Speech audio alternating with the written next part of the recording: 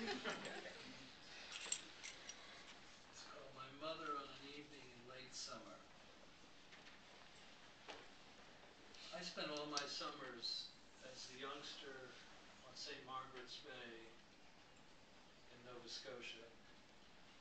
And we stayed at my aunt's house, my two cousins, my sister and I, my mother and my aunt, and my uncle would come in sometimes from Halifax, and my father would come up for 2 weeks from the States.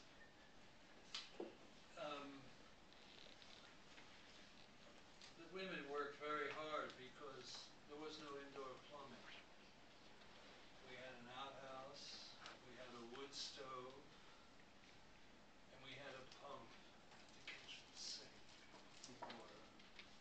All the water had to be heated. My mother, at the end of the day, would step outside, and we were told not to bother her while she smoked a cigarette in peace. And even then, I felt a little guilty because we didn't do anything. Kids, we just ran around. The women always seemed to be working. Anyway, this is my mother on an evening in late summer.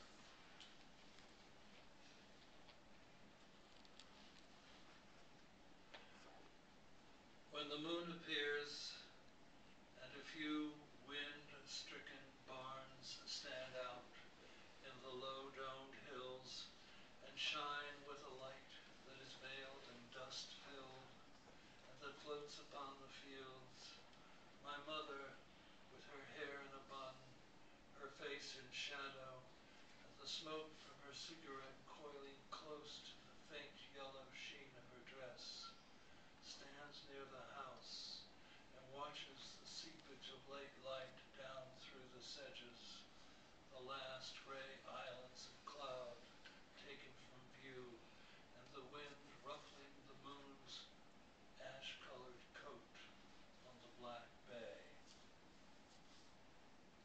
Soon the house, with its shades drawn closed, will send small carpets of lamp glow into the haze, and the bay will begin its loud heaving, and the pines, frayed finials climbing the hill, will seem to graze the dim cinders of heaven.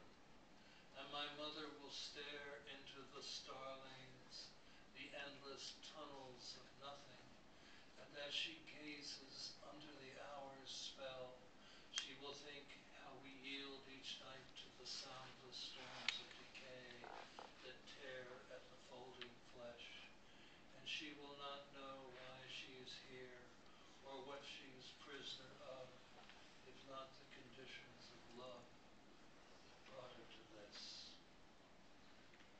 My mother will go indoors, and the fields, the bare stones, will drift in peace. Small creatures, the mouse and the swift, will sleep at opposite ends of the house. Only the cricket will be up, repeating its one shrill note, and the rotten boards of the porch, to the rotten boards of the porch, to the rusted screens, to the air, to the rimless dark, to the sea that keeps to itself. Why should my mother awake? The earth is not yet a garden about to be turned. The stars are not yet bells that ring at night for the lost.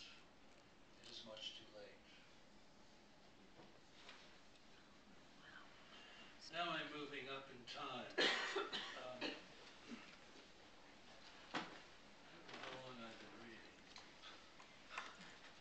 Oh, it's almost over.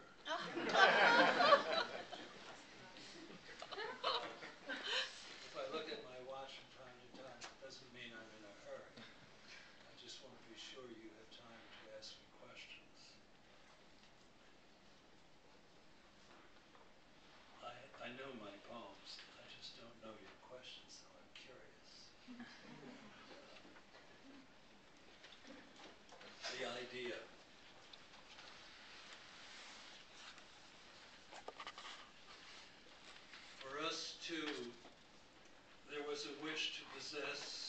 something beyond the world we knew, beyond ourselves, beyond our power to imagine, something nevertheless in which we might see ourselves.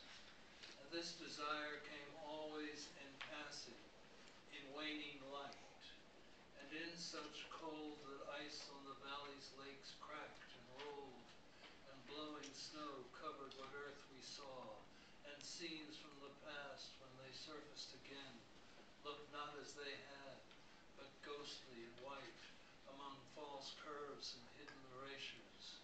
And never once did we feel we were close, until the night wind said, "Why do this, especially now? Go back to the place you belong." And there appeared, with its windows glowing, small, in the distance, in the frozen reaches, a cabin. And we stood before it, amazed at its being there, and would have gone forward and opened the door and stepped into the glow and warmed ourselves there, but that it was ours by not being ours and should remain empty. That was the idea.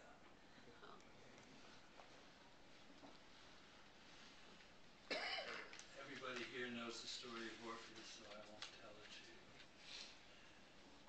And there are many Orpheus poems. It seems to bring out the best in people. Certainly a great poem by Joy Graham, here next year. A very great one by Rilke, and many others. This is my contribution to the literature of Orpheus. Orpheus alone.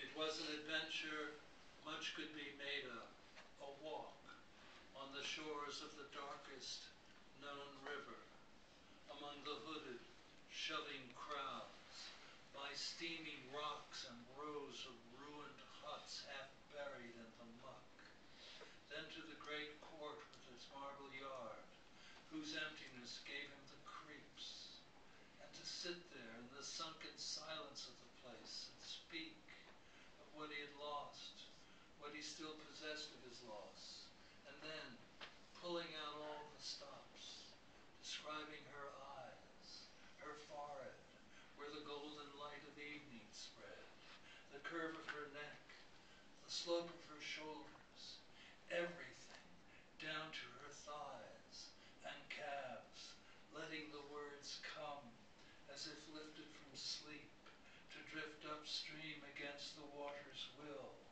where all the condemned and pointless labor stunned by his voice's cadence would come to a halt, and even the crazed, disheveled furies for the first time would weep, and the soot-filled air would clear just enough for her, the lost bride, to step through the image of herself and be seen in the light. As everyone knows, this was the first great poem, which was followed by days of sitting around in the houses of friends with his head back, his eyes closed, trying to will her return, but finding only himself